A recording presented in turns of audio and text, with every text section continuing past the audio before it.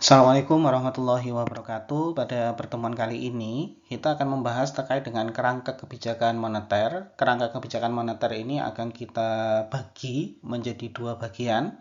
Pada bagian pertama, kita akan berfokus bagaimana dan seperti apa kerangka kebijakan moneter itu. Kemudian, ketika kerangka kebijakan moneter itu kita coba hubungkan dengan beberapa kebijakan yang sudah ada sebelumnya, entah itu fiskal, entah itu real, bagaimana implementasinya, kemudian diteruskan dengan kerangka kebijakan itu ketika kebijakan moneter kita kaitkan dengan perekonomian terbuka ataupun tertutup. Hingga nanti di bagian pertama kita akan coba tutup ketika kita membahas kerangka kebijakan moneter pada perekonomian terbuka, kita kaitkan dengan hubungannya dengan nilai tukar sampai dengan aliran devisa yang ada di suatu negara. Di sini kita akan membahas terlebih dahulu tentang konsep dari kebijakan moneter. Ketika bicara ada kebijakan moneter itu siapa yang berhak mengeluarkan dan siapa yang nantinya menyusun serta menjalankan, maka sudah diatur kebijakan moneter itu adalah perannya itu disematkan kepada bank sentral. Jadi ketika kita bicara kebijakan moneter yang memiliki otoritas untuk membuat, menerbitkan, serta mengimplementasikannya, itu adalah bank sentral yang ada di masing-masing negara. Dalam hal ini, bank sentral yang ada di Indonesia, yang kita sebut dengan namanya Bank Indonesia. Konsep kebijakan moneter ini dibuat tidak lain adalah untuk mengendalikan besaran moneter yang ada di suatu negara. Katakanlah gimana caranya mengendalikan jumlah uang beredar, gimana mengendalikan suku bunga, kemudian akhirnya gimana bisa menyeimbangkan inflasi sampai dengan nilai tukar. Tujuan kebijakan moneter ini, goals-nya, tujuan utamanya adalah bagaimana caranya nanti kebijakan moneter itu mampu membuat perkembangan kegiatan perekonomian yang diinginkan. Jadi kita akan berbicara konsep kebijakan moneter ini tujuannya adalah sebagai kerangka atau sebagai jalan untuk membantu perkembangan ekonomi di suatu negara yang menuju perekonomian yang jauh lebih baik sesuai yang diinginkan. Kemudian ternyata kebijakan moneter yang ada di berbagai negara itu berbeda-beda. Jadi kita tidak bisa menyamakan kebijakan moneter yang ada di Indonesia itu sama dengan negara-negara lain. Kenapa berbeda-beda? Karena kita akan mengatakan setiap negara itu memiliki tujuan yang berbeda-beda pula.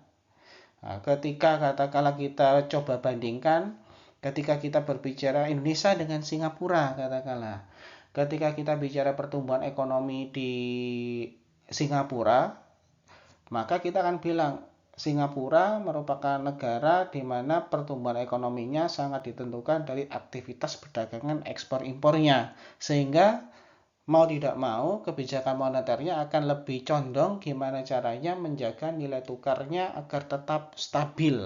Sederhananya ketika kita berbicara Singapura seperti itu. Tetapi ketika kita berbicara Indonesia, kita akan bilang ya Indonesia itu merupakan negara yang penduduknya cukup banyak. Perekonomiannya sebagian besar disumbang oleh aktivitas konsumsi masyarakatnya.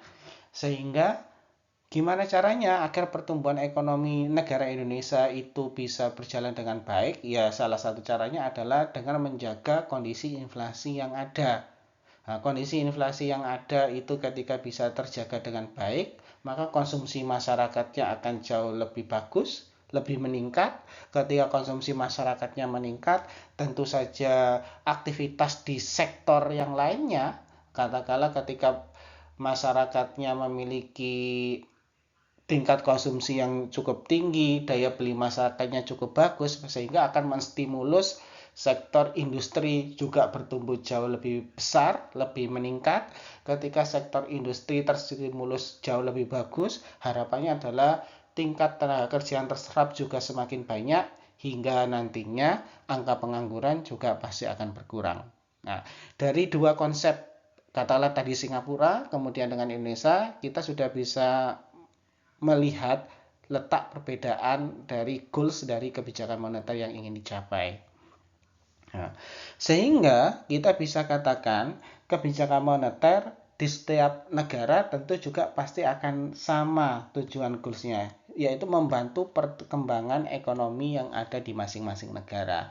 Hanya saja instrumen yang digunakan itu berbeda-beda.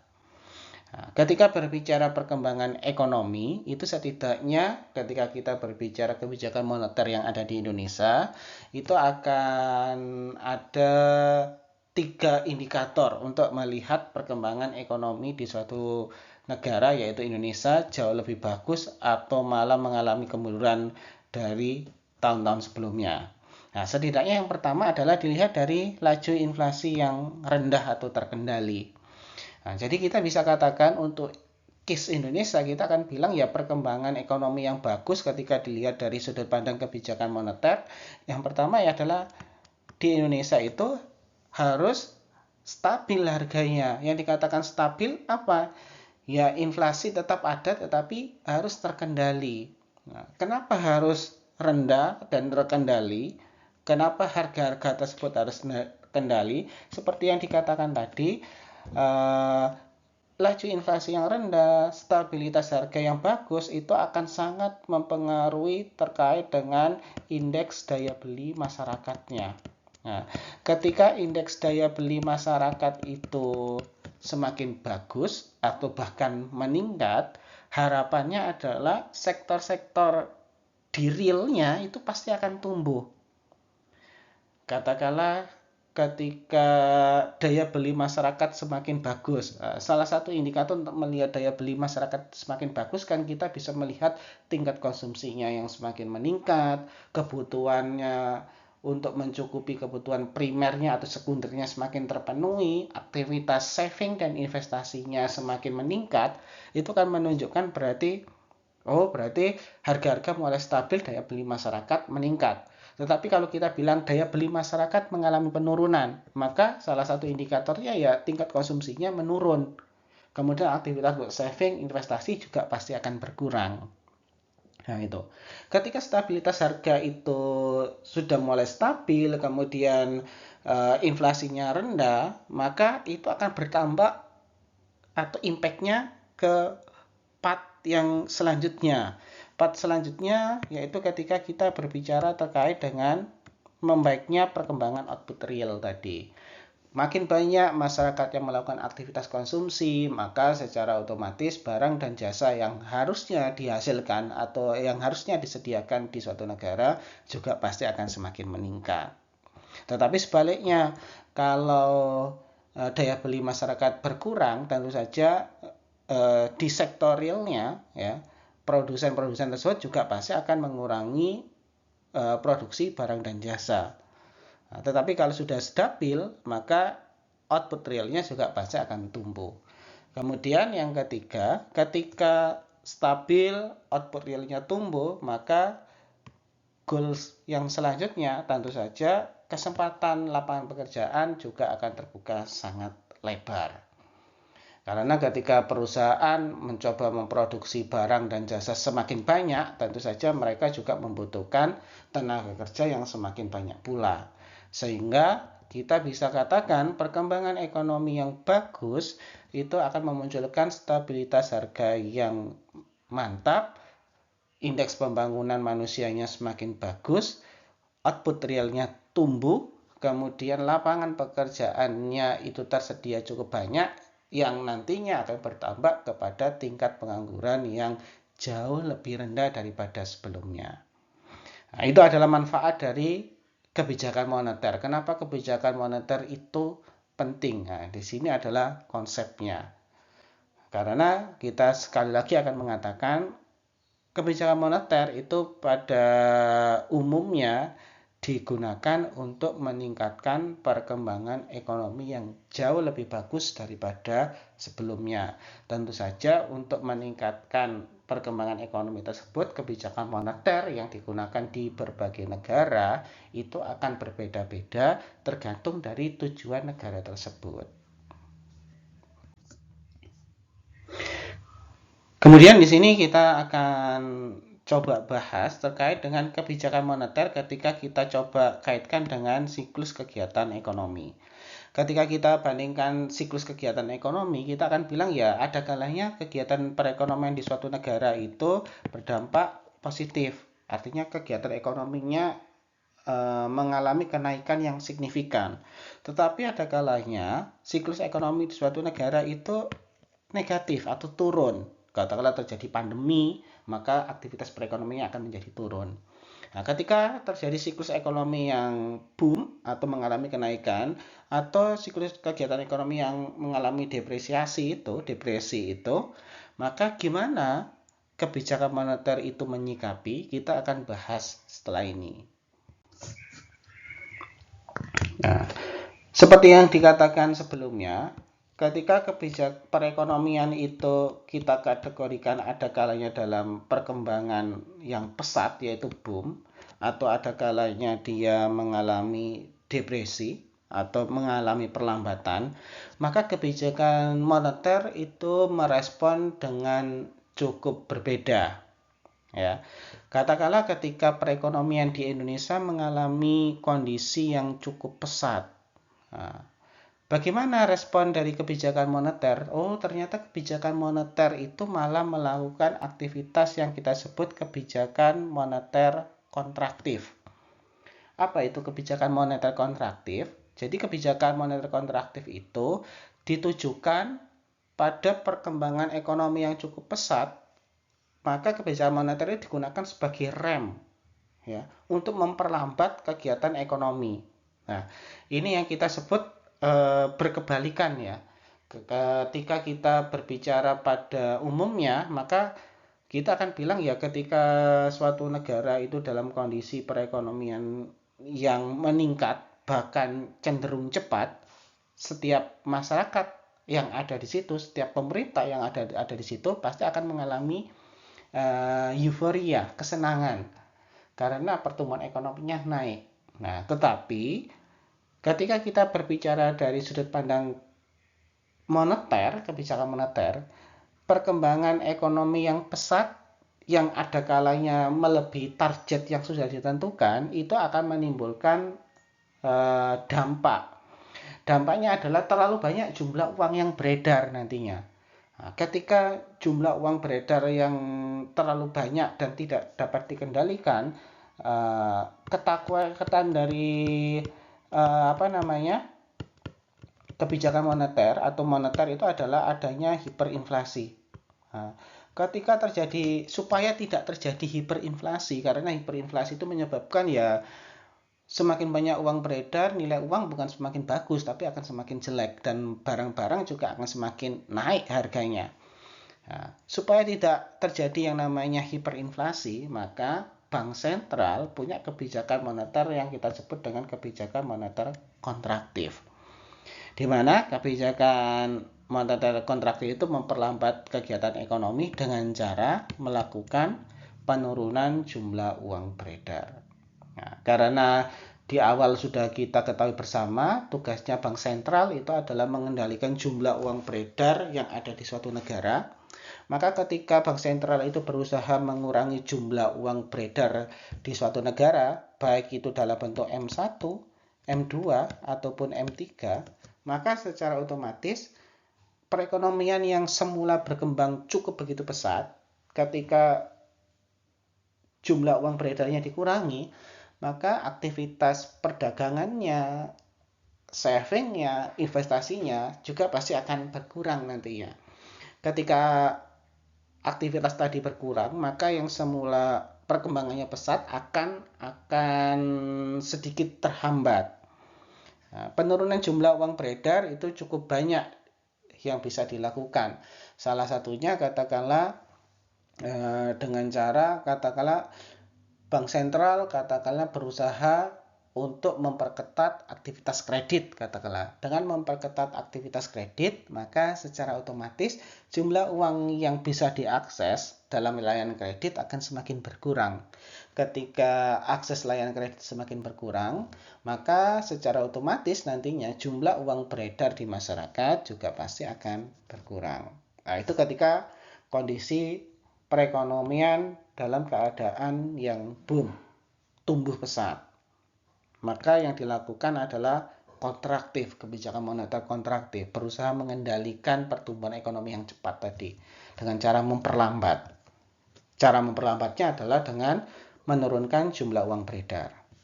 Kemudian yang selanjutnya adalah ketika perekonomian mengalami depresi. Nah, katakanlah dalam kasus pandemi kemarin kita akan bilang ya perekonomian Indonesia cenderung turun. Nah, gimana caranya kebijakan moneter supaya bisa menstimulus kebijakan moneter itu tumbuh? Maka kebijakan moneter punya kebijakan yang disebut dengan kebijakan moneter ekspansif. Nah, kebijakan moneter ekspansif ini berusaha untuk menggairahkan atau mendorong kegiatan ekonomi jauh lebih bagus daripada sebelumnya. Gimana caranya? Kalau yang semula kontraktif itu melakukan penurunan jumlah uang beredar, tapi kalau kita bicara ekspansif itu berarti berusaha untuk meningkatkan jumlah uang beredar.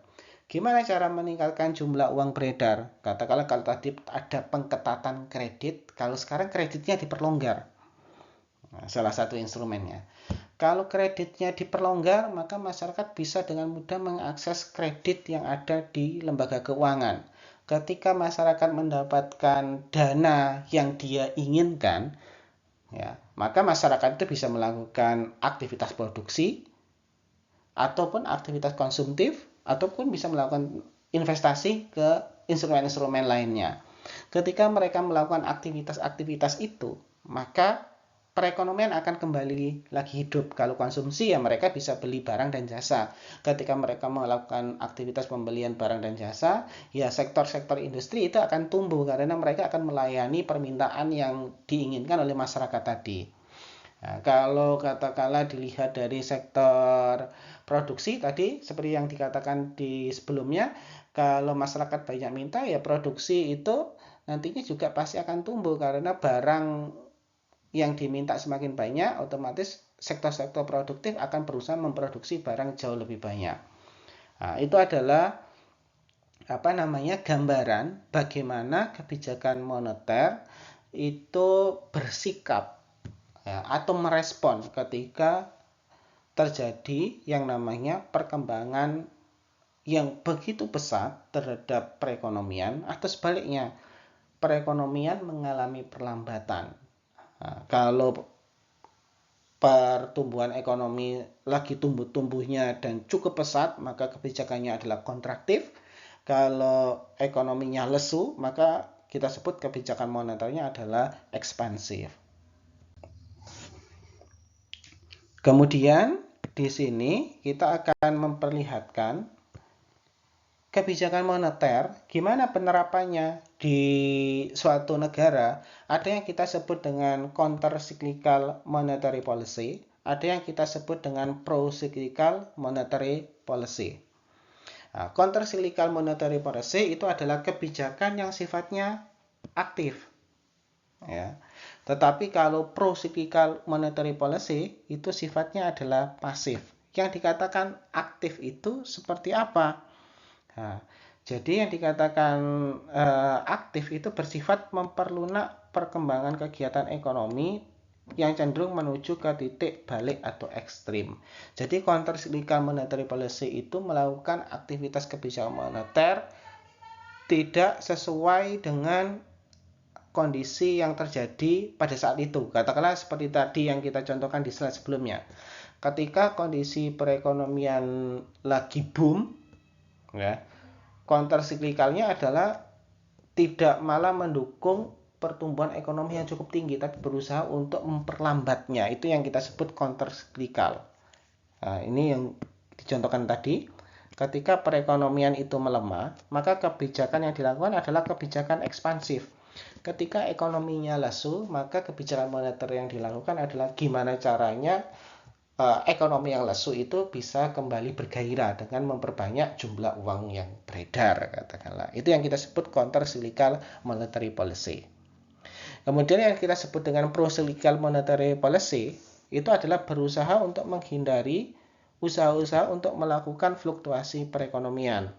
Kebijakan moneter itu hendaknya dilakukan kebijakan moneter itu hendaknya dilakukan ke arah siklus kegiatan perekonomian yang berjalan wajar. Jadi kalau pro cyclical itu tidak seperti yang dilakukan pada counter cyclical. Nah, jadi katakanlah ketika perekonomiannya itu turun, katakanlah atau melemah, nah, kalau yang pro cyclical adalah gimana caranya harus diberikan stimulus berupa pelonggaran kredit, katakanlah, supaya perekonomian bisa berjalan dengan lancar. Karena ketika banyak kredit digelontorkan, maka harapannya adalah sektor-sektor industri akan kembali tumbuh. Kemudian daya beli masyarakat akan kembali meningkat. Nah, itu ketika kita bicara kontrasiklikal. Tapi kalau prosiklikal, katakanlah ketika kondisi perekonomian turun, maka apa yang dilakukan oleh bank sentral? Ya, bank sentral malah melakukan pengetatan. Kredit yang disalurkan juga akan semakin sedikit. Nah, itu yang kita sebut dengan pro-cyclical monetary policy. Kenapa kok semakin sedikit yang disalurkan? Ya nanti takutnya ketika kondisi perekonomian turun, aktivitas kredit itu diperlonggar, maka takutnya adalah malah ada yang kita sebut dengan kredit macet. Sehingga kalau kredit diberikan cukup banyak pada kondisi perekonomian yang lemah, takutnya ada yang namanya kredit macet. Nah, itu adalah pola penerapan kebijakan moneter.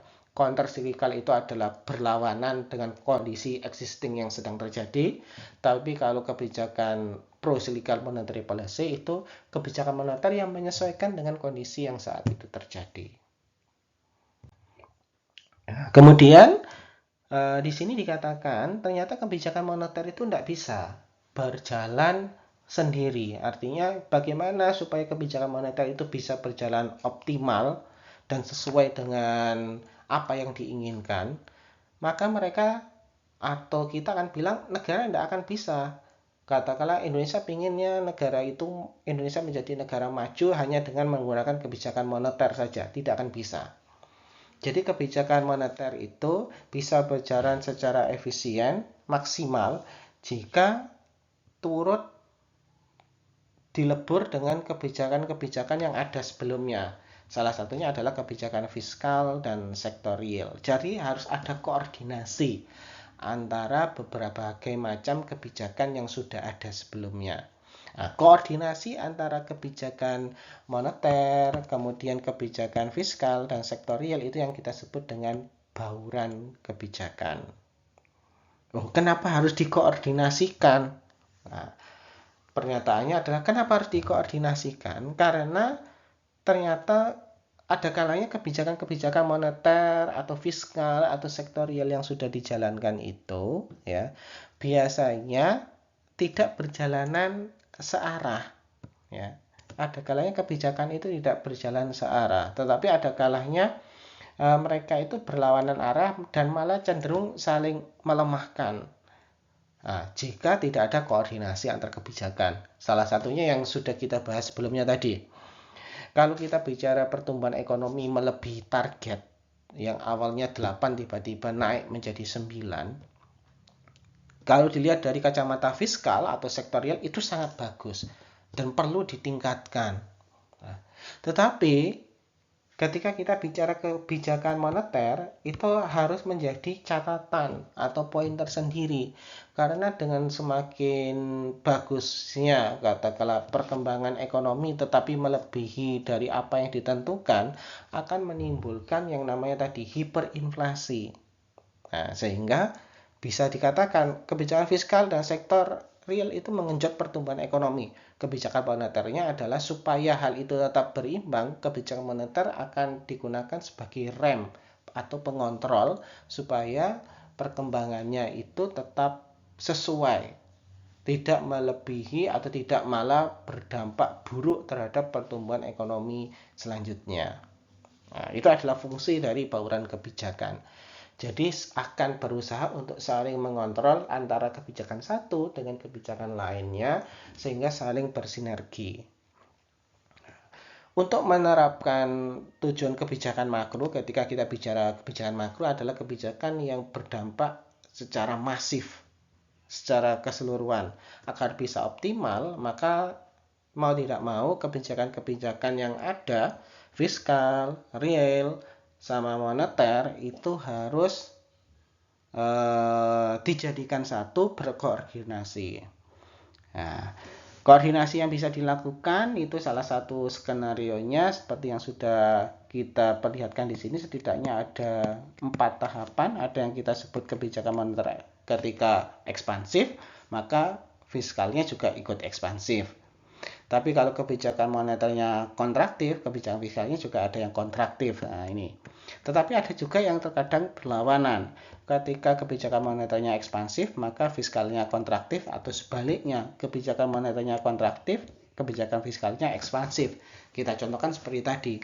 Fiskal sama sektorialnya digenjot, gimana caranya pertumbuhan ekonomi itu melebihi atau sesuai dengan apa yang ditentukan. Tapi di sisi lain, kebijakan moneter berusaha untuk memperlambat perekonomian. Itu adalah kebijakan yang kita bisa katakan berlawanan. Tapi tujuannya walaupun berlawanan, tujuannya tetap satu, keseimbangan. Agar pertumbuhan ekonomi di suatu negara itu tetap terkontrol. Nah, cara supaya bisa tetap terkontrol ya kebijakan-kebijakan yang sudah ada itu harus dikoordinasikan satu dengan yang lainnya, yang kita sebut dengan bauran kebijakan. Kemudian sekarang kita akan berusaha kaitkan kebijakan moneter dengan perekonomian terbuka. Nah, perekonomian terbuka ini jelas tidak akan bisa kita dapat kesampingkan, karena ketika suatu negara itu berkomitmen untuk masuk ke era global, ya, secara otomatis setiap negara itu pasti akan membutuhkan negara lainnya, baik untuk memenuhi kebutuhan masyarakat di dalam negeri atau untuk berusaha mencari keuntungan dengan aktivitas perdagangan internasional yang terjadi. Nah, bagaimana kebijakan moneter itu merespon kondisi perekonomian terbuka? Kita akan membahasnya setelah ini. Ketika perekonomian suatu negara itu kita coba bagi menjadi terbuka dan tertutup, kita akan bilang ya kalau perekonomian tertutup itu suatu negara itu tidak akan melakukan interaksi dengan negara lainnya. Jadi bisa kita katakan perekonomian tertutup ya segala kebutuhan masyarakat yang ada di suatu negara itu cukup dipenuhi oleh negara yang bersangkutan, tidak perlu berinteraksi dengan negara-negara lain. Nah, tapi dewasa ini perekonomian tertutup itu agak sulit dilakukan karena setiap negara paham benar bahwa negara itu tidak akan bisa hidup sendiri. Nah, artinya kebutuhan dalam negerinya itu dengan berkembangnya zaman tidak bisa tercover oleh negara itu sendiri. Mereka harus melibatkan negara lain dengan harapan kebutuhan perekonomiannya, keuntungan perekonomiannya bisa jauh lebih bertambah. Caranya apa? Yang semula tertutup maka berubah menjadi negara terbuka. Nah, ketika negara itu menjadi terbuka, maka secara otomatis akan ada interaksi dengan negara-negara lain. Nah, interaksi apa saja yang bisa dilakukan? Yang pertama adalah interaksi yang dilakukan dengan negara-negara lain adalah dengan aktivitas perdagangan atau yang lazim kita sebut dengan aktivitas ekspor ataupun aktivitas impor. Ketika negara ingin mendapatkan cukup banyak keuntungan dari aktivitas perekonomian terbuka, ya mau tidak mau negara tersebut harus mampu menjual barangnya ke luar negeri sehingga kita bilang ekspor. Ketika barangnya laku, maka dia akan memperoleh keuntungan berupa devisa tadi. Nah, sedangkan impor apakah tidak penting? Penting juga. Katakanlah ketika negara tersebut tidak bisa memproduksi barang atau jasa yang diinginkan di suatu negara. Katakanlah salah satu contoh sederhananya Indonesia. Ketergantungan Indonesia terhadap alat transportasi sampai saat ini dan alat telekomunikasi cukup tinggi. Nah, tetapi karena Indonesia masih belum menciptakan alat telekomunikasi atau transportasi yang sesuai dengan spesifikasi yang diinginkan oleh masyarakat Indonesia, maka mau tidak mau Indonesia harus melakukan impor. Nah, jadi itu yang kita sebut interaksi yang pertama lewat aktivitas perdagangan. Yang kedua yaitu kalau tidak lewat aktivitas perdagangan, kita bisa sebut dengan aktivitas aliran modal. Yang dikatakan aktivitas aliran modal ini dengan adanya aktivitas perekonomian terbuka, maka secara otomatis seseorang itu bisa melakukan investasi atau bisa melakukan saving tidak hanya di dalam negeri saja, tapi bisa dilakukan di luar negeri. Harapannya apa? Ya karena ketika dilakukan investasi di luar negeri, menganggap bahwa investasi di luar negeri akan dapat keuntungan jauh lebih banyak daripada di dalam negeri. Nah, ketika aliran modal itu banyak mengalir ke luar negeri, maka itu yang kita sebut dengan capital outflow. Tapi kalau ternyata nantinya dengan adanya perdagangan internasional itu banyak negara lain menginvestasikan modalnya ke Indonesia, maka di Indonesia akan cukup banyak berlimpah modal atau uang, itu yang kita sebut dengan capital inflow. Nah, kemudian yang tidak dimiliki pada perekonomian tertutup dan hanya ada di perekonomian terbuka itu adalah ketika kita berbicara nilai tukar. Nah, di sini sudah jelas karena melibatkan berbagai macam negara dalam perekonomian terbuka, jelas mata uang yang digunakan tidak hanya satu. Nah, katakanlah Indonesia melakukan perdagangan dengan Malaysia, maka secara otomatis mata uang yang digunakan bukan hanya mata uang rupiah saja, tapi kalau kita beli barang di Malaysia, maka secara normalnya kita juga harus membayar dalam bentuk ringgit, sehingga menggunakan mata uang asing. Kalau tidak gitu, antara Malaysia dengan Indonesia menggunakan mata uang kesepakatan bersama. Katakanlah sama-sama menggunakan dolar sebagai aktivitas perdagangan internasionalnya. Kemudian suku bunga. Suku bunga ini akan sangat mempengaruhi pergerakan aliran modal yang ada di suatu negara.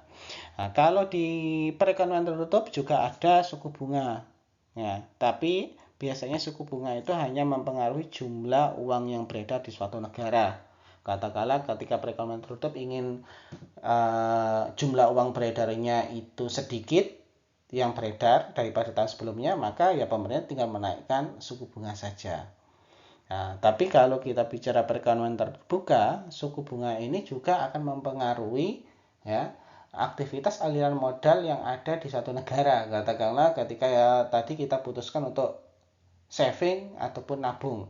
Katakanlah ketika nabung di luar negeri suku bunganya lebih menggiurkan daripada menabung di dalam negeri, maka secara otomatis kita akan berusaha untuk nabung ke luar negeri saja daripada nabung di dalam negeri.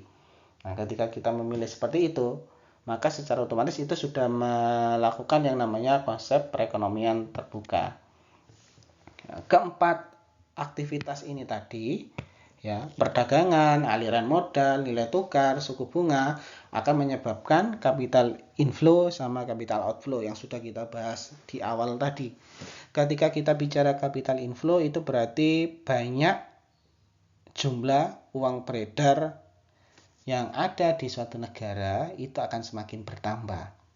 Kalau outflow itu berarti jumlah uang beredar yang ada di satu negara itu akan semakin berkurang. Kalau dari aspek perdagangan kita akan bilang ya kalau banyak ekspornya, maka secara otomatis dibandingkan dengan impor, maka secara otomatis capital inflow-nya akan jauh lebih banyak. Tetapi sebaliknya kalau impornya lebih banyak daripada ekspor, artinya beli barangnya lebih banyak, maka secara otomatis ya uang yang ada di Indonesia akan berkurang dan mengalir ke luar negeri yang kita sebut dengan capital outflow. Nah, kebijakan moneter gimana menanggapinya? Maka kita akan bilang kalau ada capital inflow, maka yang digunakan adalah kontraksi moneter. Nah, tapi kalau ada capital outflow, maka yang digunakan adalah ekspansif moneter. Kemudian yang membedakan lagi antara perekonomian terbuka dengan perekonomian tertutup, perekonomian tertutup itu membuat kebijakan moneter itu jauh lebih independen. Artinya kita akan bilang kebijakan moneter itu akan mutlak dipengaruhi oleh bank sentral yang ada di satu negara itu saja. Tetapi kalau kita berbicara perekonomian terbuka, kebijakan moneter itu tidak akan menjadi sepenuhnya independen milik satu negara saja, tapi akan terbagi ke mitra dagangnya atau partnernya. Sehingga kita akan bisa bilang ya kebijakan moneter tidak bisa sepenuhnya independen pada perekonomian terbuka karena menyangkut terkait dengan sistem nilai tukar dan sistem devisa yang ada. Nantinya nilai tukar katakanlah rupiah itu ada kalanya bisa terapresiasi atau ada kalanya dia bisa terdepresiasi. Dan itu tidak ditemui pada perekonomian tertutup. Kemudian sistem devisa juga ada kalanya sistem devisa itu akan semakin banyak di satu negara yang kita sebut dengan capital inflow, tapi ada kalanya devisa yang ada di suatu negara bisa semakin sedikit yang kita sebut dengan capital outflow. Itu adalah penjelasan terkait kebijakan moneter ketika kita kaitkan dengan perekonomian tertutup dan perekonomian terbuka. Kemudian kita akan bahas di sini terkait dengan sistem nilai tukar. Kita masih membahas terkait dengan kebijakan moneter kita kaitkan dengan perekonomian terbuka. Nah, sistem nilai tukar yang ada pada perekonomian terbuka itu kita bisa membaginya menjadi 3 bagian.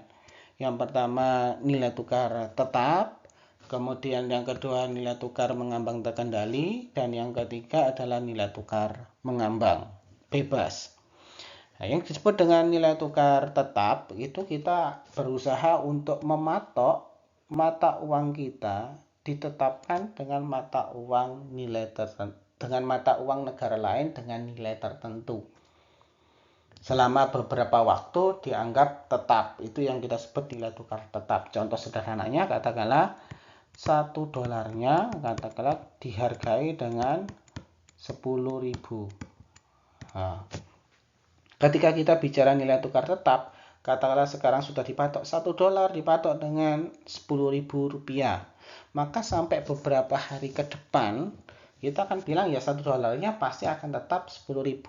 Itu bedanya dengan nilai tukar mengambang terkendali sama nilai tukar mengambang bebas. Kalau nilai tukar mengambang terkendali dengan bebas, kalau sekarang 10.000 belum tentu besok atau lusa tetap 10.000.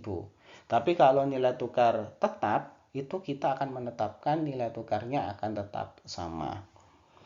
Nah, nilai tukar tetap itu sendiri juga akan terbagi menjadi 3 bagian. Yang pertama kita sebut dengan peak to currency. Peak to currency itu adalah nilai tukar ditetapkan mengkaitkan langsung terhadap mata uang tertentu. Nah, jadi di sini katakanlah rupiah ditetapkan terhadap dolar. Nah, itu namanya peak to currency. $1 10.000. Nah, ada pengumuman dari bank sentral seperti itu. Sampai batas waktu yang tidak ditentukan, katakanlah, maka besok, lusa, atau 1 minggu lagi ya akan tetap sama $1-nya itu 10.000. Itu yang namanya peak to currency. Kemudian ada yang kita sebut dengan peak to a basket of currency. Nah, kalau peak to a basket of currency itu nilai tukar ditetapkan dengan mengkaitkan dengan sejumlah mata uang tertentu, dikaitkan dengan hubungan perdagangan dan investasi. Nah, jadi kalau peak to a basket of currency, kita akan bilang ya rupiah tidak hanya ditetapkan tetap terhadap mata uang dolar saja. Tetapi di sini kita bisa tetapkan katakanlah dengan dolar, dengan euro, dengan yen, atau seperti itu. Nah, ketika rupiah ditetapkan tetap oleh ketiga mata uang tersebut itu yang namanya pegged to a basket, ya, pegged to a basket of currency. Nah, ada alasannya, tetapi penetapan katakanlah tadi kita menggunakan rupiah ditetapkan terhadap dolar, euro atau yen, ya karena katakanlah ternyata aktivitas perdagangan yang dilakukan di Indonesia selama ini banyak dengan Amerika, maka secara otomatis ya Amerika menggunakan dolar, maka secara otomatis ya rupiah ditetapkan terhadap dolar. Kemudian ternyata investasinya orang Indonesia itu banyak dilakukan di Eropa, atau sebaliknya orang Eropa banyak melakukan investasi ke Indonesia. Maka selain menggunakan dolar, ditetapkan dolar, maka yang kedua, ya harus ditetapkan euro itu harus ditetapkan sehingga menjadi nilai tukar tetap. Nah, katakanlah seperti itu. Kemudian yang ketiga, ada yang disebut dengan currency board system. Currency board system ini mirip dengan pegged to currency. Hanya yang membedakan adalah nilai tukar dikaitkan langsung dengan uang tertentu dan dijamin dengan cadangan devisa yang dimiliki oleh bank sentral.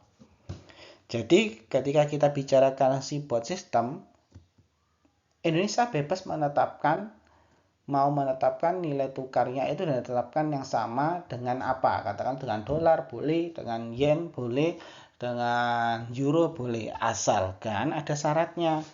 Yaitu syaratnya berapa banyak cadangan devisa yang dimiliki oleh bank sentral. Supaya bisa mengcover katakanlah dolar yang dimiliki di Indonesia ada berapa, yen yang dimiliki di Indonesia ada berapa, ataupun euro yang dimiliki di Indonesia ada berapa.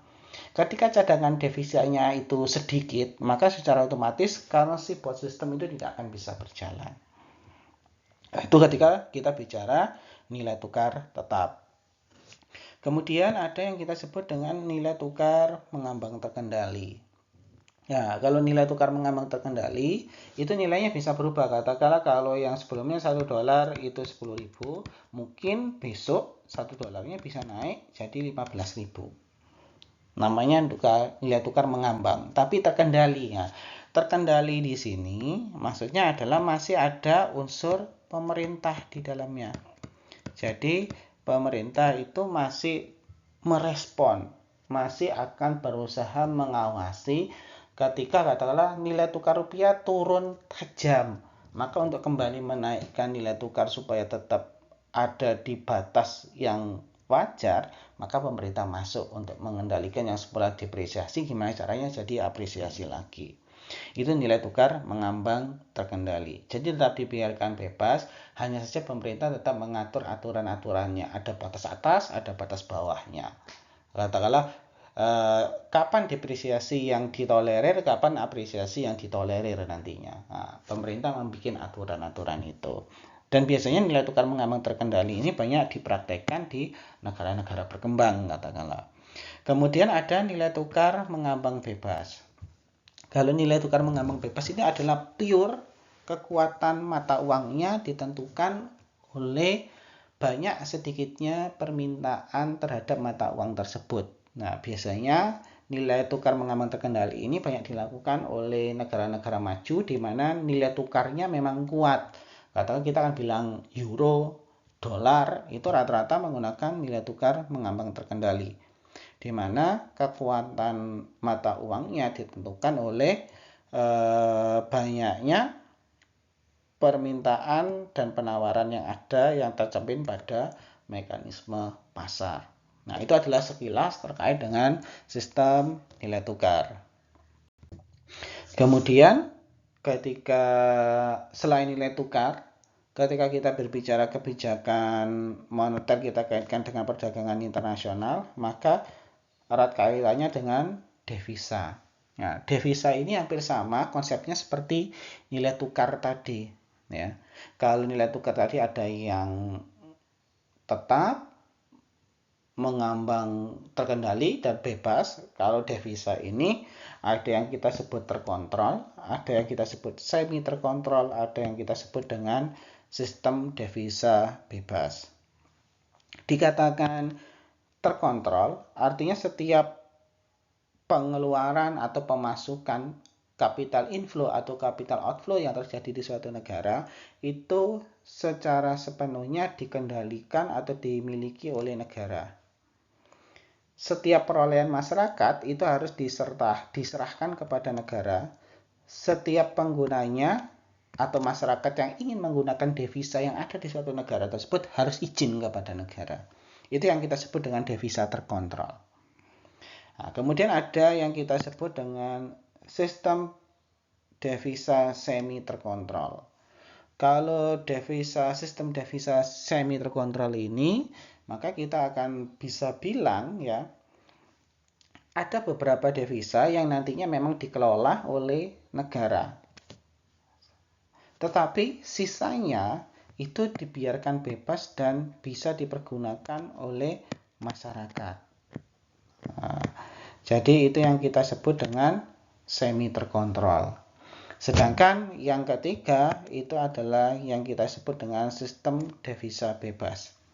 Artinya ketika bicara sistem devisa bebas, masyarakat itu bebas mengelola modal atau uang yang dimilikinya. Ketika kita katakanlah sebagai warga Indonesia lebih suka melakukan tabungan atau investasi ke negara-negara lain, maka secara otomatis ya akan ada yang kita sebut capital outflow. Tapi sebaliknya, ketika banyak orang yang mau berinvestasi ke negara kita, ya itu kita sebut dengan capital inflow. Keuntungannya untuk siapa? Ya untuk masyarakat itu sendiri. Itu yang kita sebut dengan sistem devisa bebas. Nah, kenapa sistem devisa ini diatur? Apa tujuannya? Ya tujuannya adalah untuk mengatur pergerakan lalu lintas devisa antar penduduk dan bukan penduduk. Karena ketika kita berbicara sistem perekonomian terbuka, maka yang diatur itu bukan masyarakat di dalam negerinya saja, tapi gimana caranya juga bisa kebijakan moneter yang ada itu juga mampu mengatur orang-orang yang ada di luar ketika ingin melakukan atau berinteraksi dengan negara kita.